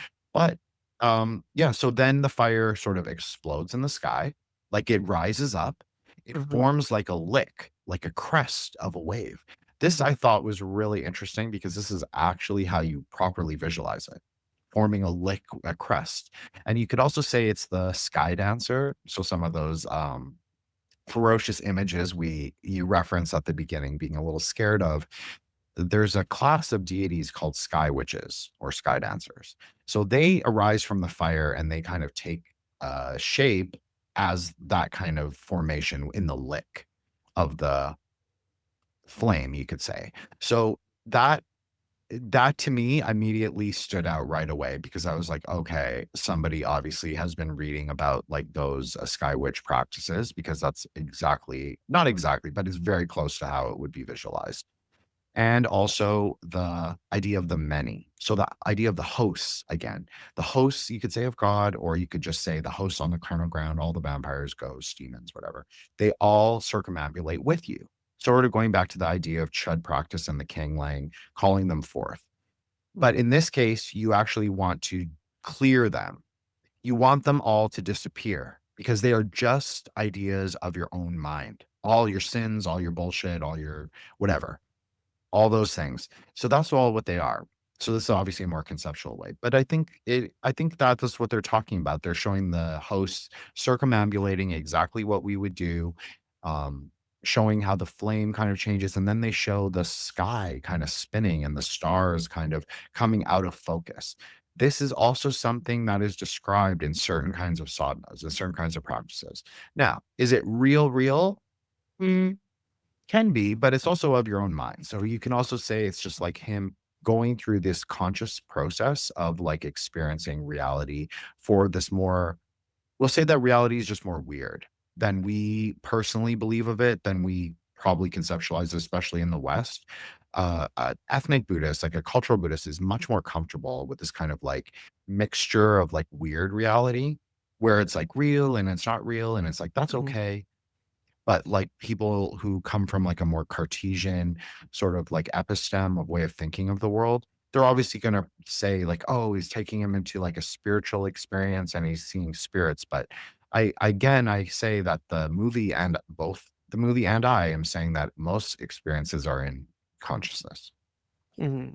Yeah, and it's kinda unclear when you see it how like, if like, who makes up this crowd of people that's running around the fire, if it's some of these failed manifestations or just members of the cult or what it is. So it is very kinda unreal, while it's happening, and then there's no fallout from it at any point. He just gets away, and then that's the end of it. So it definitely could take place, you know, in, in in his consciousness rather than the material world. Although I will say I have a kind of hardline stance about when I watch any movie, then people will try and like figure out if it's an unreliable narrator or something like that. I feel like this is another thing that's kind of in vogue with like um was it media literacy or whatever? It's like that trying to figure out what's real in the movie. So when I watch a movie, everything is real. Everything is happening unless it's explicitly stated, something like Jacob's Ladder or something where he's having a hallucination in the tub. Um, I when I watch a movie, I don't like to try and figure out what's real. To me, it's all if it's on screen, it's happening to the guy, you know? He's experiencing it, so he's the objective observer. So it's real to Right. him. Mhm. So I totally agree with you, and we should suspend our disbelief. That's, obviously Cinema 101. Take Right. any film class, you have to suspend your disbelief for you to really understand the narrative and the characters and the whole sort of filmic world. So I agree with you. I'm not contradicting that at all, and I don't think you said I was, but I wanted to say for the record for people listening that I do think it's real. I'm just saying to what degree of relative reality it exists. So I would say it's less supernatural and more of the consciousness. That doesn't make it not real because Mhm. he thinks it's real at that moment. Obviously, his sort of worldview changes by the end. Yeah, yeah, I would say so. There's definitely an abrupt shift for our hero. So after he escapes this, it's well, also at the end of this, he sees the empty man because it's day 2, and each kind of act of this movie, each of the 3 kind of um, groups of characters, I guess, have this 3-day structure. So in Bhutan, in the kids who end up hanging themselves, and then with the main character James, it's the same thing where they hear the empty man, they see him, and then they're kind of confronted by him. Um, and so this is the 3rd day. This kind of last day of the movie is when he kidnaps one of the cult members. There's also another pretty good joke where he throws this guy in the back of his car after pepper spraying him and looks around and everybody's just on their phones, which is a nice little chuckle out of me. Um, but he kind of asks him for answers because he's like, "Why the fuck did you send me to this cabin?" And then he finds out that this guy who was kind of like supposed to be his guide or his aide, and like kind of an outsider at this cult, is like a true believer and kind of gives the background for how malevolent this deity is that is channeled by this vessel. He tells him that there's a man in the hospital that the empty man is using to transmit to the cult. It ends up being the guy from the beginning of the movie that fell into the pit and then influenced his girlfriend to kill the people he was with. Um, and yeah, basically this guy is being used as a vessel for the empty man to kind of disseminate his ideas, his magic. Um, I Do you want to jump in with anything here before I go forward? No, I totally agree with your presentation of it. I just want to say, like, the way I interpret it is not, I'm not positing a difference from you, Mac, and I don't Mhm. even disagree. I think that he is the empty man, meaning that okay, so maybe this is more of a question. Maybe I should posit it more rhetorically. I think in contemporary magic, the question would be whose will? So meaning that whose, capital WILL, whose will is it that he ends up doing what he does at the very end? Huh. This is So something that I found very confusing throughout because even just the moniker "the empty man," you would think is like the conduit, right? Is the guy who's in the hospital hooked up to all the machines, who is kind of transmitting this idea to all the cultists, like when they do that scary everybody drops to their knees at once when they receive the contact. But also it's so but the empty man, as they talk about it in the story, is this like Bhutanese, like malevolent spirit that's using the vessel.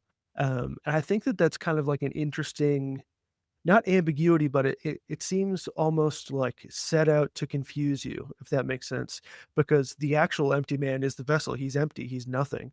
But I guess it's because the empty man is this like the real bad guy is the empty man because he makes everybody empty, like that his primary goal is voiding the universe. But I thought that the empty man as a title for a character made so much more sense for the guy who's doing the who's the conduit, who's the vessel for the the message. so that was great. I agree with you.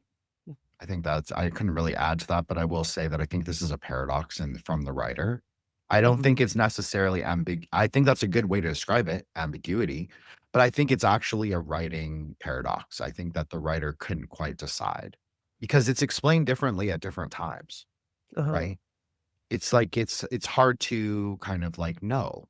Like this isn't a spirit. They say it's their psychic power, their input, they're inputting that. So how can he really be empty then?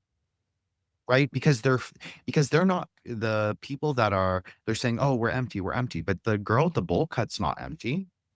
But yet it's her psychic power, the nurses and the doctors in the hospital that bow at the very end, they're not empty. Mhm. They have identities, they have jobs, they have like things that they think about the world and of themselves. So they can't be empty, but it's their psychic power that supposedly creates the empty man. So I would say it's an irreconcilable paradox in the writing rather than in the mythology itself. Interesting. So the way that I took it was that the empty man, like the vessel, is their like their ideal state. It's almost like again, this is a layman's understanding, but like a negative nirvana, a negative enlightenment or something like that. It's their ideal state of being is to be a conduit for this evil spirit and just like give it out. That's why they're doing all the repetition to turn all of their thoughts into, like, when you say a word over and over again, it loses its meaning. Um, and so that is like the ultimate state of like servitude towards this deity. And so, but then the other people are kind of like the ones who are pulling all the strings and everything. That's kind of like secondary, I think, to this empty man. Um, so I don't know. I guess I didn't think of it as I wouldn't think of it as a contradiction. And also this is because I've seen the movie a bunch of times at this point and have thought about it and internalized so much about it, that maybe I have my own kind of understanding, I guess. But uh yeah, to me, those people were kind of like followers of this like um of this spirit, whereas the guy in the hospital bed is like the idealized worshiper who has kind of achieved exactly what that deity wants him to be. Does that make sense? Yeah, I totally agree with that. I think that the guy in the hospital perfectly represents that. Where I find there, or for me at least, and perhaps because I did watch this just for you, Mac. Like I Appreciate it. legit watched it last night, and Mhm. so for me, where the paradox is more difficult to resolve is in the guy that she tells is the empty man now. Like he's the creation, he's the psychic construct, because that she's even aware that he is a psychic construct would it's a lot of to use like a joke, magical joke that is often retold on my show and other shows, is like it's a little crossing the polarities.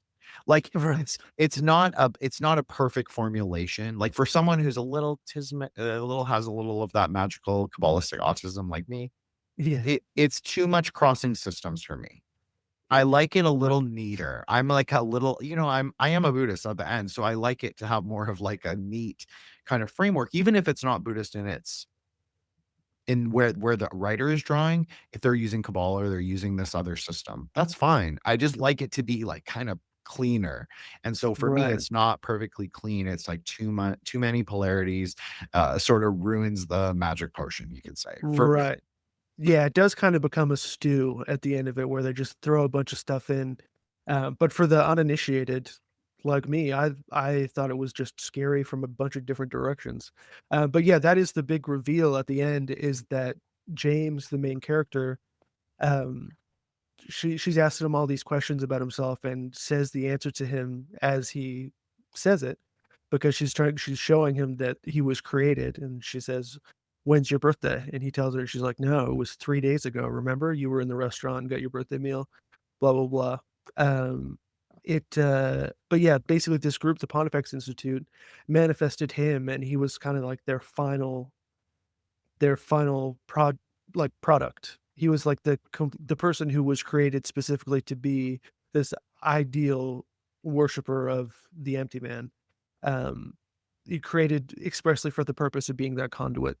And then it kind of flashes back to um, of the people kind of sitting in the circle like we saw earlier and chanting, and she explains that they wrote his entire backstory and like his wife and kid dying, and him cheating on her while it happened was all just supposed to like amplify that guilt and give him a better connection to the malevolent deity. Um, and that's the big reveal of the movie, is that he's basically a tool that they breathed life into in order to replace the hiker that was it was 23 years before, I think. And they said before that it was 500 years between vessels. And so they wanted to take matters into their own hands in order to move forward on it. So yeah, it turns out our hero has the the only objective of his for the whole movie was to end up where he was at the end of the movie. Um, and he was the kind of an unwitting participant. Another fucking terrifying thing to me. But yeah, and then so he kills the old conduit, and takes his place. And I think they all fall to their knees in front of him before he becomes the vessel. So you could say he's more like an avatar rather than empty. Because if Mhm. he was truly empty, he would not sort of be in, because I guess this is the sort of discussion we've had this entire episode is like, what is emptiness and how can he, quote unquote, embody it? I would say that if he has a spirit inhabiting him, that's not emptiness. That's still something. Mhm. So for me, I agree with what you said, and I loved this particularly. You said negative. I would think like negative sort of cultivation experience. I forgot how you Mhm. specifically said it, Mac, but you said it really Said well. negative enlightenment or nirvana. Fair. I love Yeah. that. Okay, negative enlightenment. So we're going very NRX. So, uh, that for what I know that there are people who do like these kinds of more wrathful visualizations, black flame practices, and there's nothing wrong with that. We have a lot of the same ideas in Tantra, but it's not to dwell in the negative emotions. So this is where I would say is not the Buddhist perspective, what she's saying. Like she wrote his name, she gave him his backstory, he's basically the thought form. Mhm. So how can he also take material reality? Is my other question. Like, is he a man or is he a thought form the whole time? How do the other characters then interact with him? How I does think he he's then supposed to be kind of like a golem. He's like this thing, this shape that's given thought by way of magic or something like that. okay, this makes a lot of sense. So it's kind of clicking for me now. So yeah, if you think Yeah. of him as a golem, then this makes sense. And then they put inside him their psychic impressions Mhm. plus spirit. So it's like multiple things together. So I Right. guess I'm very semantic and I'm still saying like that's not quite Right. emptiness, but Right. I I agree that is an approximation. So Mhm. I think, yeah, he's more of an avatar. Right. He is this malevolent entity, if you want to say it exists external to him or it is him. Yeah, I think he's the embodiment of that, the physical manifestation of that. Obviously, with the hiker, you could say that the hiker is the empty husk, not because he can't even move, right? He's totally a vegetable in bed. So the husk has to die, just like in Kabbalah, for the sort of reemergent or reincarnating avatar of God. Right. So, yeah, I think that that's where they were going. I would still say that this a little bit too much mix and match, little Mhm. theosophy and a little Buddhism and a little Hinduism and a little modern chaos magic, and it creates something. It's definitely interesting. I didn't hate Mhm. it, I have to say, for in terms of I'm contemplative glad. films. I thought it was cool. I thought, color saturation wise is interesting from a Kabbalah angle because they actually really focused on the colors of the lower worlds. So the idea in Kabbalah is that we exist in four worlds, but in Tantra, we would say three. So the lower world actually has that more kind of degraded, brownish, yellow, greens, like those kind of sickly colors, like exactly how they show in the film. Like fluorescent lighting is a great sort of degraded light, you could say. Mhm. So I think that that's interesting because then it's saying like, yeah, the world is also empty. It's also in the tunnels. It's also in the husks. And so the emptiness is kind of the cure for that. That's kind of the cult's idea, right? Is kind of Mhm. like if we all become empty, then we'll all be liberated into like nothingness, into the void.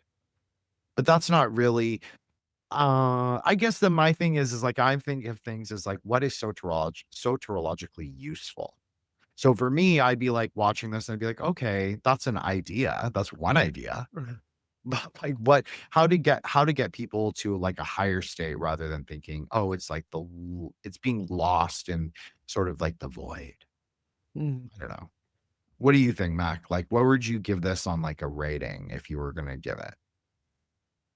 You mean like a star rating for my enjoyment? I'd say it's a good 4 stars for me. I've found a lot of the ideas interesting in a way that I came away from the movie and kept thinking of them, which is really my measure of whether or not I like it.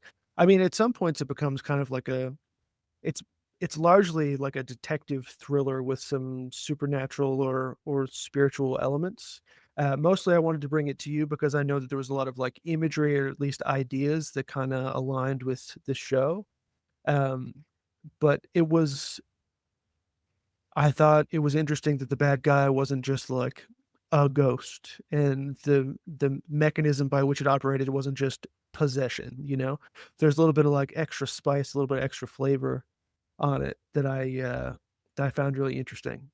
So yeah, it's one of my especially in terms of underrated movies, like this came out October 2020, so fucking nobody saw it. It's based on a comic book that nobody read.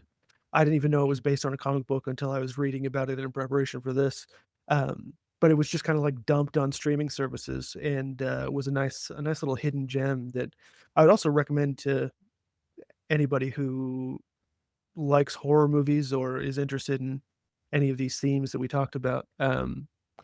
There are a few movies that I would heartily recommend, but this one I think is at least interesting enough to hold people's attention.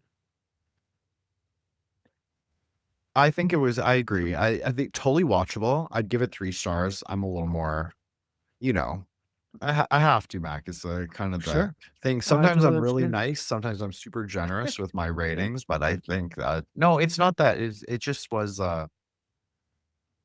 I think it has interesting ideas, and I think that that we could have a discussion about this Mhm. is actually sort of the point of a film like this. It's like, Totally. oh yeah, introduces us the ideas. We can have a discussion. Doesn't have to be. It can be both metaphysical and like filmic, and Right. that's fine.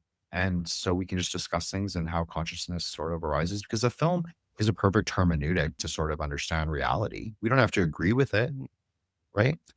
Yeah. When I first watched the movie, I thought that was pretty good, and then as I continued to think about it, it got better and better inside my mind, even if I didn't have the same, like, excitement watching it. Like, when I rewatched it last night, I skipped through all of the, like, detective story bits of it, and I just wanted to know more about, like, the kind of the tenets of the organization and the, mechanism of how the main character was created by the cult. And I think that those are the best bits of the movie. I would give those bits of the movie a much higher rating than the more, like, movie-ass movie parts of it, you know, like the chase scenes and that sort of thing. But it definitely was interesting, like I said, interesting to me in a way where I kept thinking about it after the movie was over, and to me, that's the biggest marker for my enjoyment of something. I actually agree with you. I think that this makes you a really good film reviewer because I think that ideas are always more interesting than Totally. necessary. Not always, maybe not always, but I think most of the time in film, maybe you don't even love the film, but maybe if the ideas are fucking interesting, then that is the whole point. And so then we can make episodes and, do this thing. Mhm. So thank you so much, Mac. Really appreciate it. 2 hours, like, wow, you really went for it. I appreciate that you tolerated my, esoteric meanderings a little, but, Oh, I'll no, please. Please. so That's the whole reason that I brought this one to you is because I knew that there was a bunch of stuff that you would have to say about it that I had no prior knowledge of. So, and I, got what I voted for award. well, I'll say that I did not listen to anyone else speak on this, film at all, and so everything was just, self-arising from my own perceptions and my practices and my beliefs, so, I hope I did it, justice for you, Mac, because this is Mhm. obviously your first time. I hope it won't be your only time Oh, publicly, no. you're invited on again anytime you wanna do a film or anything. We'll just, we can have a conversation, no problem. And, yeah, I'm sure Vicky would love that, to be honest, to do another, video game episode, and I have another co-host, who you don't know, but, we'll figure it out and we'll make something happen. Mhm. Just Yeah, wanna extend absolutely. I that. will. Yes, absolutely. I would love to. I really enjoyed the Final Fantasy VIII episode with Vicky. We talked about it a little bit in the pre-show, but that's the one that I grew up on. So listening to you guys talk about it, I was ready to chime in that whole time. So if you guys keep going on the Final Fantasy tip, then I actually played 9 as an adult for the first time. So and that was fairly recently actually, but yeah, big fan. I love 9 for the record. Yeah. I think it's underrated. As I said this in the Bicky episode, I love the card game. I'm so addicted to it, like bad. Uh-huh. So, Yeah. anyways, where can people find you, Mac? And like, don't forget to plug your music. And also, I will include a link to the Wicked City episode, which aired on. I put it on this feed just so people Nice. can, Awesome. I was always proud of it, and I was always like really appreciative that you guys invited me on, and Yeah. that you and I One met of for the the first time. one of the better theme songs from that show too. I think I really, really dialed it in for the Wicked City app. Yeah, I am Big Mac 2 McCarthy on X the Everything app. Recently went through a little bit of a rebirth myself over there. And so yeah, follow me there. My band is called Heavy Body. I say band, it's just me. And that's on streaming services as Heavy Body. Yeah, that's all I got going. Working on some new stuff and maybe bullying Jin into watching some more horror movies with me. So I definitely am looking forward down. to it. I'm game. I'm game. So I'm really excited. Thank you, Mac. And also, everybody check him out. I'll have all the links in the show notes as always, and on the keynote, like the poster for the episode, which I already actually did this morning. Yeah. I kind of had a psychic vibes of what to do. So when you have the inclination, you just go with it, right? So Mhm. yeah, so everybody do that and check out Mac. And obviously this will be hopefully one of many. So thank you so much, Mac, and have a great You night. too. You too. And a lot of things are real. Are they?